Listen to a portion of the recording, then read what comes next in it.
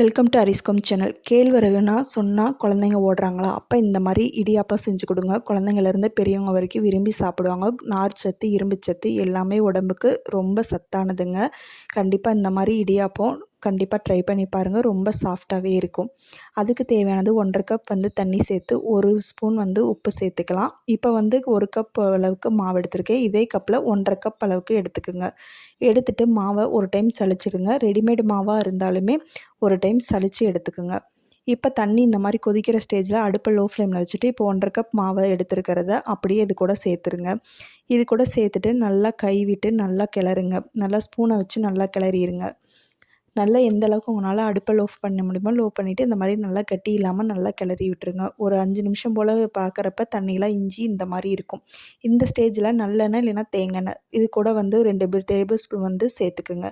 சேர்த்துட்டு நல்லா இந்த மாதிரி கை பொறுக்கிற சூட்டுக்கு வரணும். ஃபஸ்ட்டு இதை ஃபேன் காற்றுல வச்சிடலாம். ஸ்பூனில் உள்ள மாவை மட்டும் எடுத்து விட்டுட்டு ஒரு 5 நிமிஷம் ஃபேன் காற்றுல விட்டுருங்க. மாவு எடுத்து பார்த்தா இந்த மாதிரி உருண்டையாக உருட்டி பார்த்தா உருண்டை நிற்கணும். அப்போ தான் மாவு பக்குவம் கரெக்டாக இருக்குதுன்னு அர்த்தம். இப்போ பார்த்தீங்கன்னா நல்லா கை பொறுக்கிற சூடு வந்துருச்சு. இப்போ இடியாப்ப அச்சில் எண்ணெய் தடவிட்டு இப்போ உருண்டையாக கொஞ்சம் கொஞ்சமாக பிடிச்சி உள்ளே சேர்த்துக்கலாங்க.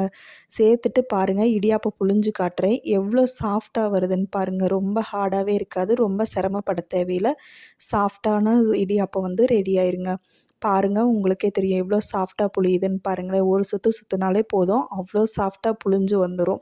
இந்த மாதிரி சத்தான கேழ்வரகுல இடியாப்பம் குழந்தைங்களுக்கு கண்டிப்பாக செஞ்சு கொடுங்க. ரொம்ப விரும்பி சாப்பிடுவாங்க. தேங்காய் பால் இல்லைனா சர்க்கரை வச்சு கூட கொடுங்க. குழந்தைங்களுக்கு ரொம்ப ஆரோக்கியமானது. இரும்பு சத்து அதிகமாகவே இருக்குது. பாருங்கள், எல்லாத்தையும் புளிஞ்சு எடுத்தாச்சு.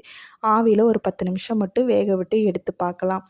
இப்போ பாருங்கள், ஆவியில் ஒரு 10 நிமிஷம் கழிஞ்சு பார்க்குறப்ப நல்லாவே வெந்து வந்துருச்சு. மெயினாக பார்த்தீங்கன்னா இதை தட்டில் மாற்றுறப்ப துணியில் ஒட்டாமல் வரும். அந்தளவுக்கு பக்குவம் கரெக்டாகவே இருக்குங்க. அவ்வளோதான் ஃப்ரெண்ட்ஸ், 10 நிமிஷத்தில் சூப்பரான ஹெல்த்தியான ரெசிப்பியை பார்த்தாச்சு. குழந்தைங்க கேழ்வரகுனாவே பயந்து ஓடி போகிறாங்களா? கண்டிப்பாக இந்த மாதிரி ட்ரை பண்ணி கொடுங்க. பாருங்கள், துணியில் எந்த அளவுக்கு ஒட்டாமல் வருதுன்னு. இதில் சர்க்கரை இல்லைன்னா தேங்காய் பால் கூட சேர்த்து சாப்பிட்றப்ப டேஸ்ட்டு அல்டிமேட்டாகவே. கைவலிக்க மாவு பிணையாமல் ஈஸியாக இடியாப்பம் செய்யலாம். இந்த வீடியோ பிடிச்சிருந்தால் லைக் பண்ணி, ஷேர் பண்ணி, சப்ஸ்கிரைப் பண்ணிக்கோங்க. தேங்க்யூ.